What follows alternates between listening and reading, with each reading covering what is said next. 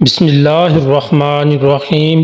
قرآن پاک کی سورۃ غاشیہ میں اللہ پاک ارشاد فرماتا ہے، کیا یہ لوگ اونٹوں کو نہیں دیکھتے کہ انہیں کیسے پیدا کیا گیا، اور آسمان کو کیسے بلند کیا، اور پہاڑوں کو کہ انہیں کس طرح گاڑا گیا، اور زمین کو کیسے بچھایا گیا۔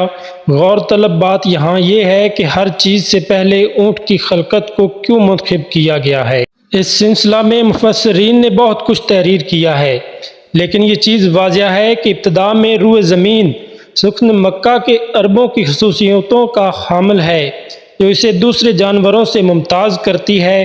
حقیقت یہ ہے کہ وہ اللہ کی نشانیوں میں سے ایک نشانی ہے۔ پھر یہ بھی کہ بعض جانور ایسے ہیں کہ جن کے صرف گوشت سے فائدہ اٹھایا جا سکتا ہے، بعض ایسے ہیں جن کے صرف دودھ سے استفادہ کیا جاتا ہے، بعض ایسے ہیں جو صرف سواری کے کام آتے ہیں، اور بعض صرف بارداری کے کام آتے ہیں۔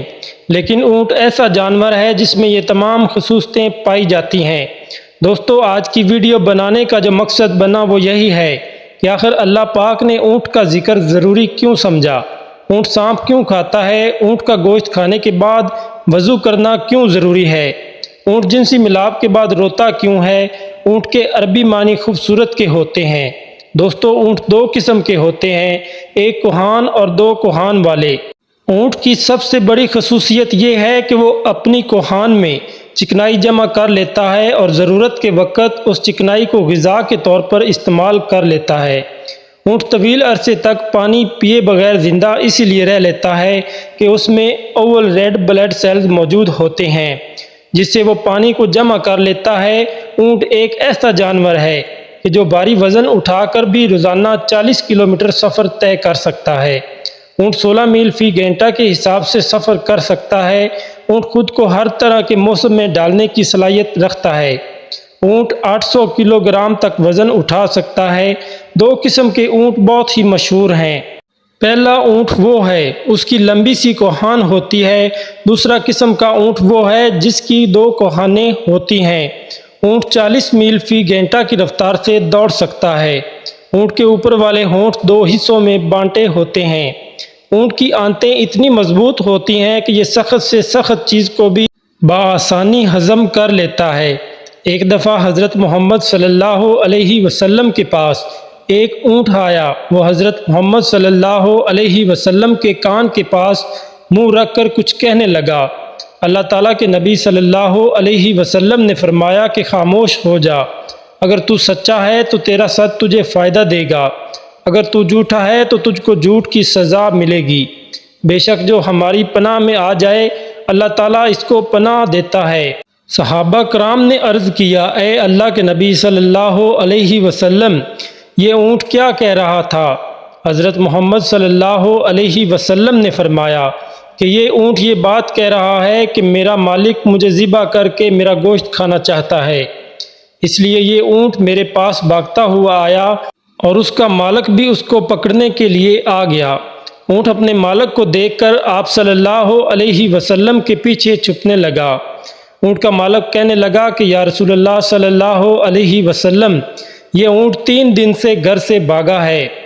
حضرت محمد صلی اللہ علیہ وسلم نے فرمایا کہ یہ اونٹ تیری شکایت کر رہا ہے۔ اس بندے نے عرض کیا، یا رسول اللہ صلی اللہ علیہ وسلم، یہ اونٹ میری کیا شکایت کر رہا ہے؟ آپ صلی اللہ علیہ وسلم نے فرمایا کہ یہ کہہ رہا ہے کہ میں نے ہر آسانی اور مشکل وقت میں اپنے مالک کا ساتھ دیا ہے، میں گرمیوں سردیوں میں اپنے مالک کی خدمت کرتا رہا ہوں، اب مجھے ذبح کرنا چاہتا ہے۔ اس بندے نے عرض کیا، اے اللہ کے نبی صلی اللہ علیہ وسلم، کہ ہم اس اونٹ کو نہ تو ذبح کریں گے اور نہ ہی بیچیں گے۔ تو آپ صلی اللہ علیہ وسلم نے اس اونٹ کو 100 درہم میں اس بندے سے خرید کر آزاد کر دیا۔ اس کے بعد اونٹ نے نبی اکرم صلی اللہ علیہ وسلم کے پاس جا کر آواز نکالی۔ آپ صلی اللہ علیہ وسلم نے فرمایا آمین۔ اس طرح اونٹ نے 4 بار آوازیں نکالی، 3 بار تو حضرت محمد صلی اللہ علیہ وسلم نے فرمایا آمین، اور چوتھی بار آپ صلی اللہ علیہ وسلم غمگین ہو گئے۔ صحابہ کرام رضی اللہ تعالیٰ عنہ نے عرض کیا کہ اے اللہ کے نبی صلی اللہ علیہ وسلم، یہ اونٹ آپ کو کیا کہہ رہا ہے؟ آپ صلی اللہ علیہ وسلم نے فرمایا کہ اس اونٹ نے پہلی بار یہ کہا تھا کہ اللہ تعالیٰ آپ کو بہترین اجر عطا فرمائے۔ میں نے کہا کہ آمین۔ پھر اونٹ نے کہا کہ اللہ تعالیٰ آپ صلی اللہ علیہ وسلم کی امت کو خوف سے اس طرح سے دور فرما دے جس طرح سے آپ صلی اللہ علیہ وسلم نے مجھ سے خوف کو دور فرما دیا ہے۔ تو میں نے فرمایا کہ آمین۔ پھر اونٹ نے کہا کہ اللہ تعالیٰ آپ صلی اللہ علیہ وسلم کو دشمنوں سے، آپ صلی اللہ علیہ وسلم کو ایسے محفوظ رکھے جس طرح سے آپ صلی اللہ علیہ وسلم نے مجھے میرے خوف سے محفوظ کر دیا ہے۔ آپ صلی اللہ علیہ وسلم نے فرمایا آمین۔ پھر اونٹ نے کہا اللہ تعالیٰ آپ کی امت کے درمیان جنگ بدل پیدا نہ ہونے دے۔ یہ سن کر میرے آنسو نکل آئے۔ یہی دعائیں میں نے اپنے رب سے مانگی تھی۔ اللہ تعالیٰ نے 3 دعائیں تو قبول فرما لی، لیکن آخری دعا سے قبول کرنے سے منع فرما دیا۔ حضرت جبرائیل علیہ السلام نے مجھے فرمایا کہ آپ کی امت آپس میں تلوار غنی سے برباد ہوگی۔ جو کچھ ہونے والا ہے قلم لکھ چکا ہے۔ ایک بار ایک صحابی نے حضرت محمد صلی اللہ علیہ وسلم سے عرض کیا یا رسول اللہ صلی اللہ علیہ وسلم، میں بکری کا گوشت کھانے کے بعد وضو کر لوں؟ تو آپ صلی اللہ علیہ وسلم نے فرمایا کہ اگر آپ کا دل چاہے تو کر لیں، نہ چاہے تو نہ کریں۔ پھر صحابہ نے عرض کیا اے اللہ تعالیٰ کے نبی صلی اللہ علیہ وسلم، میں اونٹ کا گوشت کھانے کے بعد وضو کر لوں؟ ہاں، اونٹ کے کھانے کے بعد وضو کرنا ہوگا۔ صحابہ کرام نے عرض کیا میں بکریوں اور اونٹ کے بارے میں نماز ادا کر سکتا ہوں؟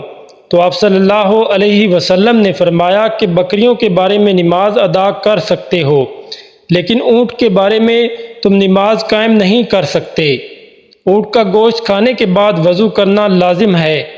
دوستو، یہاں قابل ذکر بات یہ ہے کہ اونٹ کو انوکھی بیماری لگتی ہے جس کے علاج کے لیے اس کو سانپ کھانا پڑتا ہے۔ اس بیماری کا نام ہیام ہے۔ یہ بیماری لگتے ہی اونٹ کھانا پینا چھوڑ دیتا ہے اور مرنے تک مشرق سے مغرب تک سورج کو ہی دیکھتا رہتا ہے۔ اس بیماری کے علاج کے لیے اونٹ زندہ سانپ ڈھونڈ کر کھا جاتا ہے، جس کے زہر سے اس کو شدید پیاس لگتی رہتی ہے، جس کی وجہ سے وہ شدید پانی پیتا رہتا ہے اور اس کی آنکھوں سے آنسو بھی مسلسل جاری رہتے ہیں۔ ان آنسوؤں کو مختلف بیماریوں کے علاج کے لیے بھی استعمال کیا جاتا ہے، کیونکہ یہ سانپ کے زہر کی وجہ سے نکلتے ہیں۔ سانپ کھانے کے بعد زیادہ پانی پینے اور آنسو کے آنے کے بعد ہیام بیماری ختم ہو جاتی ہے۔ دوستو، آخر میں آپ کو بتاتے چلیں کہ اگر آپ معدے کی جلن، تیزابیت، نمونیا اور مختلف بیماریوں سے بچنا چاہتے ہیں تو آج سے ہی اونٹ کا گوشت ہفتے میں 1 دفعہ لازمی کھانا شروع کر دیں۔ اونٹ کبھی بھی اپنی ماں کے ساتھ جنسی عمل نہیں کرتا۔ عربی کی ایک کتاب میں درج ہے کہ ایک آدمی نے اونٹنی کی آنکھ پر کپڑا باندھ کر جنسی ملاپ کے لیے اس اونٹ کو اس کی ماں کے اوپر چھوڑ دیا۔ جب اونٹ اپنی ماں سے جنسی عمل کرنے لگا تو اس نے اپنی ماں کو پہچان لیا، تو اس نے اپنے نفس کو اپنے دانتوں سے کاٹ لیا۔ اس کے بعد ایک دن اس اونٹ نے اس آدمی پر حملہ کر کے اس کو مار دیا اور اپنے آپ کو بھی ختم کر لیا۔ حضور صلی اللہ علیہ وسلم کے پاس ایک اونٹنی اور ایک اونٹ تھا۔ اونٹ کا نام عزوہ تھا، جس کی اونٹنی کا نام قصوہ تھا۔ کچھ روایت میں ہے کہ ایک ہی اونٹنی کے نام ہیں۔ جب اللہ تعالیٰ کے نبی حضرت محمد صلی اللہ علیہ وسلم نے مکہ سے مدینہ کی طرف ہجرت کی تھی تو آپ صلی اللہ علیہ وسلم اسی اونٹنی پر بیٹھ کر مدینہ میں داخل ہوئے۔ اس اونٹنی پر حضرت محمد صلی اللہ علیہ وسلم نے حجۃ الوداع کا آخری خطبہ دیا۔ جب حضرت محمد صلی اللہ علیہ وسلم کا وصال مبارک ہوا تو اس اونٹنی نے سب کچھ کھانا پینا چھوڑ دیا تھا۔ وہ یہ سارا دن پاگلوں کی طرح مدینہ کی گلیوں میں گھومتی رہتی تھی۔ ایک دن یہ بھی مر گئی۔ اونٹ کے پاؤں میں جو بال ہوتے ہیں ان سے کچھ بھی نہیں ہوتا۔ جب اونٹ پاگل ہو جائے تو اس کے منہ سے جاگ جاری ہو جاتی ہے۔ وہ کسی کو بھی حملہ کر کے اس کو قتل کر سکتا ہے۔ اگر گھوڑے سے کوئی آدمی گر جائے تو گھوڑا بھاگ جاتا ہے، جبکہ کوئی اونٹ سے سواری کرتا ہوا گر جائے تو اونٹ اپنی جگہ پر کھڑا رہتا ہے۔ ناظرین، ویڈیو پسند آنے پر ویڈیو کو لائک کر دیں اور کمنٹ میں اللہ کا نام ضرور ٹائپ کریں۔ اور چینل کو سبسکرائب کرنا نہ بھولیں۔